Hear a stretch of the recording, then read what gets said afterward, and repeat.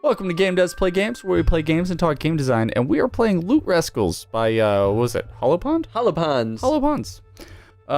So this is a game that for the past month, when it was actually released just less than a month ago. Well, by the time this episode releases, maybe a little longer ago. Anyway. March 7th. It was released March 7th. Yes.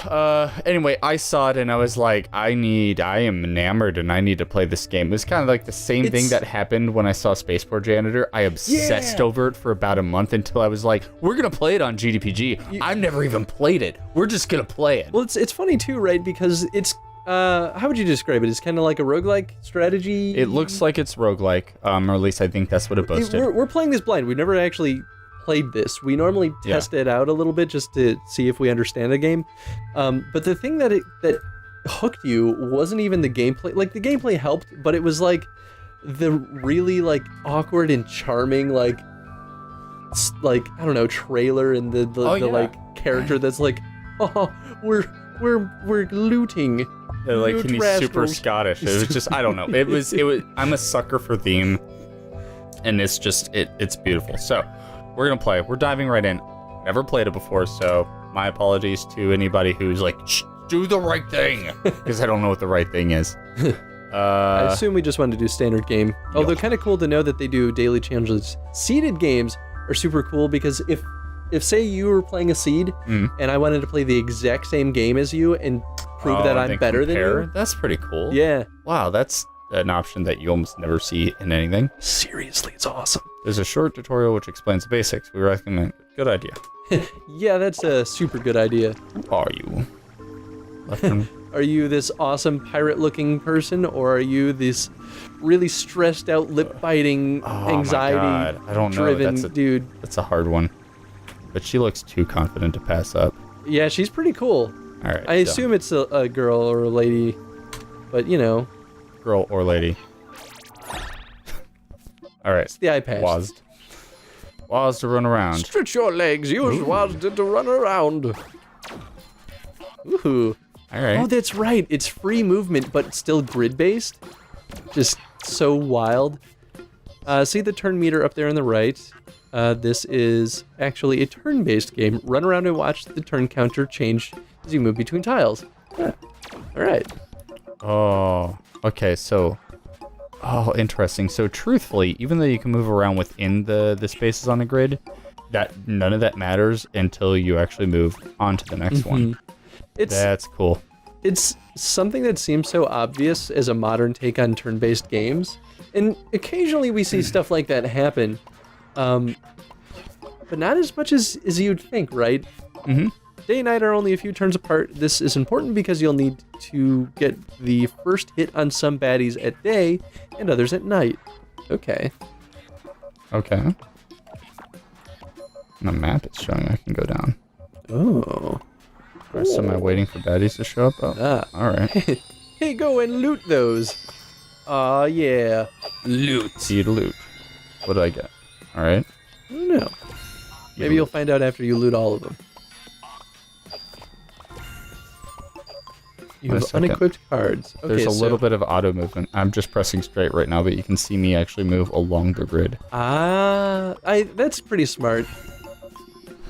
Great, now let's equip them. Press space to open your HUD. Cool. Click the cards to equip them. Okay, so we have, if you click it, okay, cool. So, even slot +1, whatever that means. So if I put on an even slot. What happens if you hit E? Oh, okay, this is a defense card. The higher your defense, the less damage you take when hit. The greater chance of blocking. It adds 1 to itself if placed on an even column. Huh, that's kind of a fun way of, like, I don't know, inventory management. That is kind of cool. All right. You can still use it if it's not an even slot, but it's just not as good. So I'm wondering if, like, all of your even slots are considered higher value. Well, I'm sure there's going to be ones that are good on odd slots, too. Very possible, but there's only 2 even slots on each row, but there's 3 odd slots. So even slots are just more valuable, inherently. Oh, you're right. The less damage you will take when you hit. Yeah. Okay, cool. Huh. Sweet. What about, wait. Oh, and this one's top row. This is attack card. Yes. Okay, so yeah. Okay, cool. So, you just want that bam, anywhere in the meteor top row. ball. That's sweet. All right. All right, this attack card, the higher you attack, the more damage you do, adds 2 to itself if in column 1. Oh my god. All right. And what about you? This is a defense card, the higher that adds 2 to the card directly to its right. Okay. So you want to move that to 4. Boom and boom. That's awesome. All right. I can imagine this would be kind of cumbersome if you're super deep into the game, but on its own, it kind of allows for a really weird, like it's complex strategy in your inventory, but it's also just weird strategy in your inventory, but like in a way that makes the game kind of creatively fun. Space shorts. It's kind of like adding a mini math game to to your. I don't know. It's kind of cool. All right. Now what? Okay. Run down. Crush some biscuits. Oh man, that's a biscuit. He wants you to avoid him though. He's got a little face. I love the art. Combat starts when you share, and it's gonna get better once we're no longer in like this is like a hologram simulator. You can tell. All right. Combat starts when you share a tile with a baddie. It's automatic. You take turns attacking one another. All right. So, I mean, he says that makes sense. So. It's good that we don't have to like move around when we're in the tile. I mean, it says avoid me. I'm gonna avoid him. I'm gonna attack this guy. Oh, that's fair. Boom. Blocked it. Dead. Bam. Boom. Give me those shorts. Give me that. Yeah. Can you wear 2 pairs of shorts? It has a little excitement mark over it. Oh, it's just because it was new. Oh, alright, that's fair. So can you could put that in slot 2. Card above. Oh, this is different. Alright, so the although the equipment stays the same as in like what its effect are, they like these are both defensive things. Yeah. The effect that they have varies. Okay, I kind of dig that actually. Adds 1 to the card above or below. So okay. Boom. Right? Right. Yeah. I mean, I suppose this could be here and here. Oh. Now I have higher attack. Oh, that's a good point. I didn't even think about that. I just kind of assumed it was a defense card, so it would only add to defense, but... I'm gonna attack you. Cookie. Boom, attack first. Some baddies attack first, and others defend first. This damage between day and night. Ah, okay. And you obviously want to hit first. Oh, that's why they changed from avoid me to attack me. Ah. Okay, that makes sense now. It subtracts 1 from itself in column 1. Oh. So just don't... So negative effects. And card above gets +2. So don't put it in column 1 and it affects the thing. Okay. That's fine. That's fine where it's at. For now. Alright. Avoid me. So avoid the meatball guys. Well, now you want to... Now I want to attack them. Uh-oh. Am I going to get him? Nope. Crap. Ooh, the damage has been dealt, finally. Where's your health? Oh, so you have 4 out of 5 hearts now. Where's my hearts? Upper left corner. There we are. And you have 8 attack, 8 defense. So you're doing pretty good. When I get here, what is this? What? It has no special properties. Oh. Just straight up attack +2. Alright. Spider-Man. I imagine those are probably super useful to have too, in case you just have a hard time filling a slot. Ooh. What does this thing do? I like their system of attack and defense. It's pretty straightforward. So while the inventory stuff can get complex really quick, I like that the actual core stats themselves are simple and easy to read when you're dealing with combat. I'm wondering actually how that's going to change as the game progresses.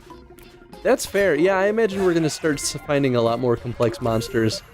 And probably, I would not be surprised if there are enemies that we want to that it will take so many turns that we're going to have to fight them, run away, wait for daytime to return, and then come back and fight them again.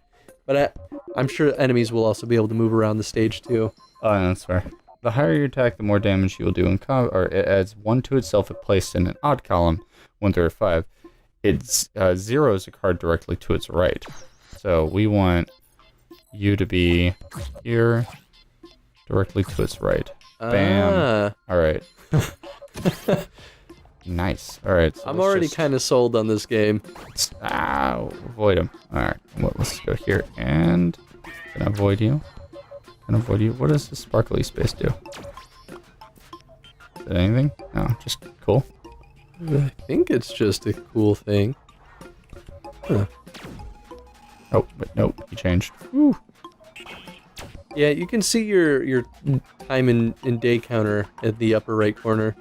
So now you want to attack the biscuit. Boom, biscuit. Take it. Boom! So is it just a matter of, like, you get first strike if it's... Yeah. Okay. The day-night cycle determines whether you hit first or not. And that's how you, like, micromanage. And that's where the skill comes into the game, or micromanaging how much damage you're going to deal. Yeah, that makes sense. I wonder if you can ever get 0 damage, like receive 0 damage, or if you always get at least a minimum of 1. Because you have a lot of defense, right? We don't really know what their attack power is. It might actually just be... Oh, it says. So their attack power is 1. So I'm pretty sure, yeah, no matter what, they'll at least deal 1 damage. That makes sense. It's either that or that's the already calculated amount based on your current defense. I don't know what would be better. I feel like it's an automatic minimum of 1, like to penalize the player for A, getting into combat, yeah. and B, when you shouldn't. I think that would only make sense, right? Because otherwise, defense kind of would become God. Yeah. At a certain point, right? Where just nothing can actually deal damage to you.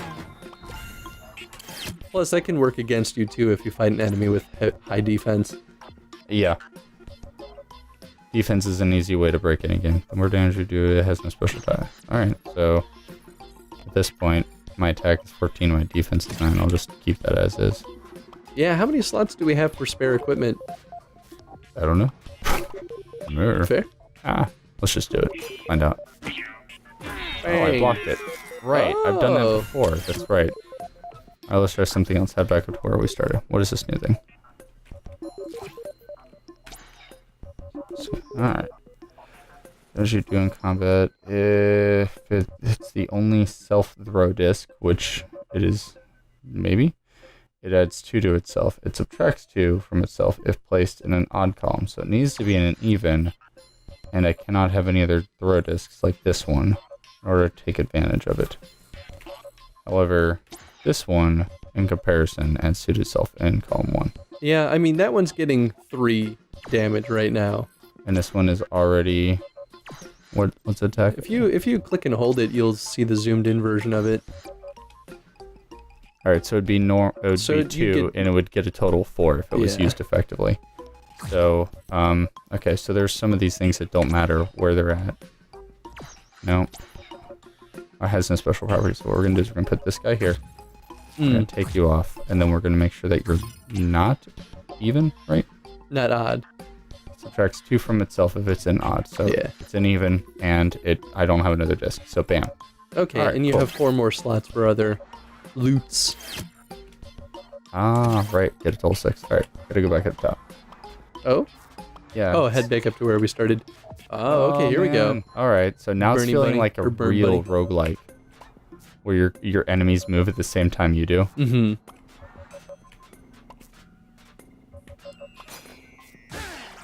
Bam. Bam. Whoa, what did you get? What is this?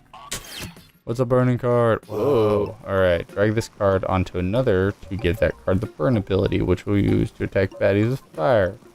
And burn things. Alright, let's give it to you. I don't see any reason to move you anytime soon. Actually, you do 4 damage. Alright. Yeah. Boom. Close your HUD and we'll get to use it.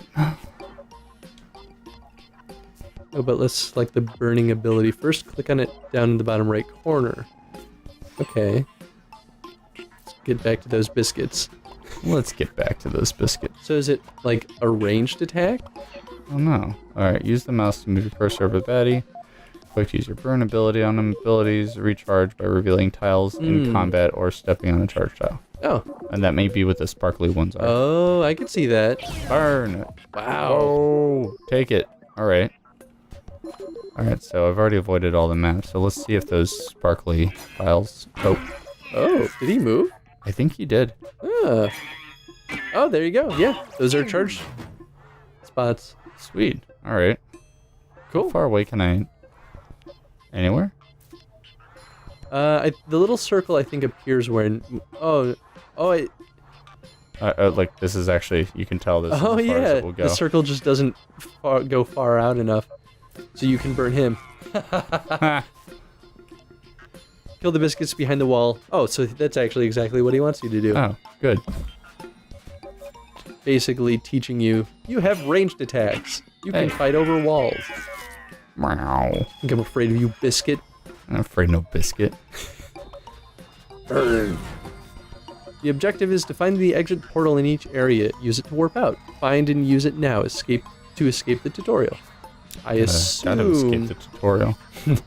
Assume it's that guy down there. But you know. What the... Oh, the... Hey. The one to the right. Oh, right. I was enamored by the maraca or whatever it was. Bam. Okay. Huh. All right. So that's Loot Rascals. I mean, we still have about 3-4-ish minutes in this episode. I'd say... We'll play at least another, so... Yeah. So, I guess let's just jump in now and, Right. Just space. Wake up. Wake up. Gonna wake up.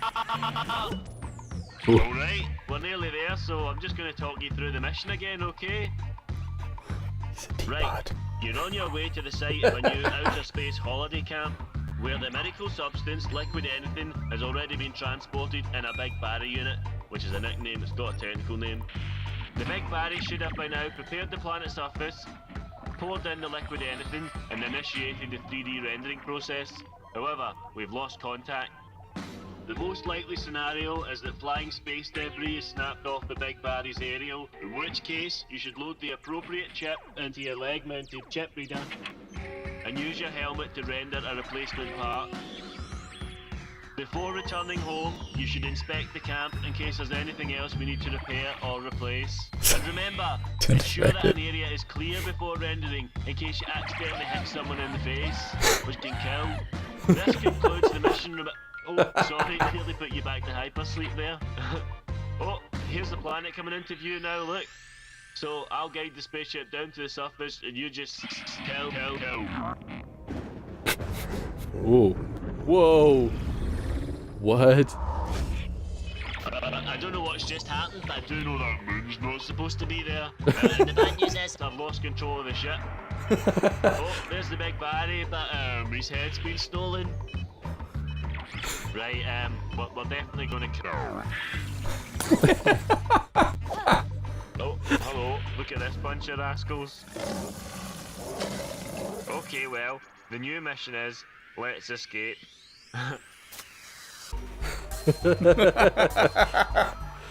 That's beautiful. I'm so excited for this game, Nathan. This is amazing. So is this all? Is it all hand drawn?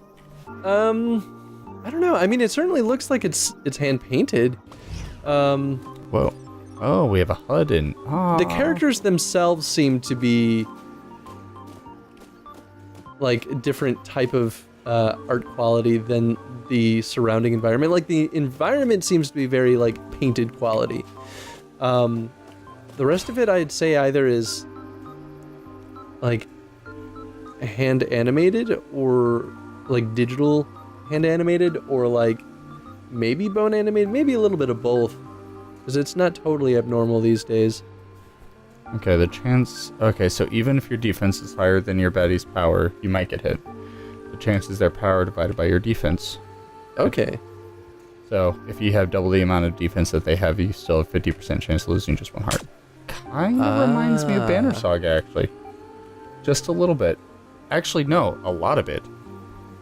It's just not a division. It's, like, for instance, if your power is lower than their armor, every 1 point it's below, you get a 10% chance likely of doing 1 damage. So, say that they have an attack of 4 and you have a defense of 3. Will you... Is it round up or down? I have no idea. Yeah, so, like, but... I imagine it... Can you take more than 1 point of damage? No. Okay, If that's your kind of what I defense is thought. higher, the most you'll take is 1. Okay. That's kind of cool. All right. That kind of incentivizes defense a little more, Yeah, right? definitely. Let's see what the chest was. Sabrina Vodan stole my Vedigroon plush. Return it for 2 extra spare card slots. Actually, that's pretty significant. All right. I can do that. Here's something. What is my HUD currently? Well, I already have some stuff. Sweet. Okay, so, well, that explains your attack 3, defense 3. Heal fully for 2 tokens. No. So I guess this is kind of like a main HUD. Yeah. That's kind of cool. Mailbox is where cards returned by other players or your hologram will arrive. It's empty right now. Maybe this is like continuous playthroughs. Oh, I could see that. So you're not going to come back here until you die, or I guess in some cases win. But it sort of like is that slow building progression that we get out of a lot of modern roguelikes. Yeah. I mean, modern roguelike specifically, yeah. Would you like to set your practice deck for this area to your current deck? This will allow you to start a new practice game from this area with your current deck of cards. No, that's a bit cool that you can do that. Can I talk to you? Wait a sec. No, I'm not done with you, man. I think that was the guy you were talking to. I was gonna say, this is his hand.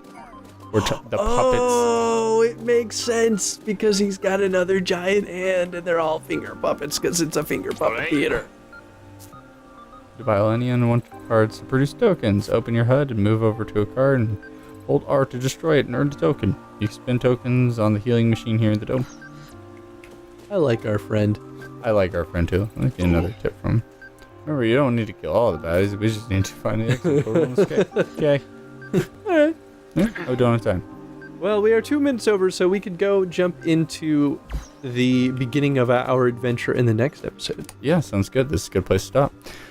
So, sweet. What do we want to start with? I mean, we could simply talk about the tutorial and how it was successful in teaching us all of the mechanics of the game. I mean, that's kind of what this episode was about. Fair enough. What did, question of the day. What do you think that the tutorial did correctly? And what were its strengths? Yeah. I guess cool. What were its weaknesses too? I should probably leave that on the table. I'm obviously biased in this question. Well, thank you for watching, everyone. Let us know if, I think we're going to at least play through one run unless we just somehow don't die. And we'll see how it goes. But let us know if you want us to come back and play more, because, you know, games like this, you kind of just play forever. So. Yeah. Truth. Thanks for watching, everyone. Hi, guys. See you around. Bye.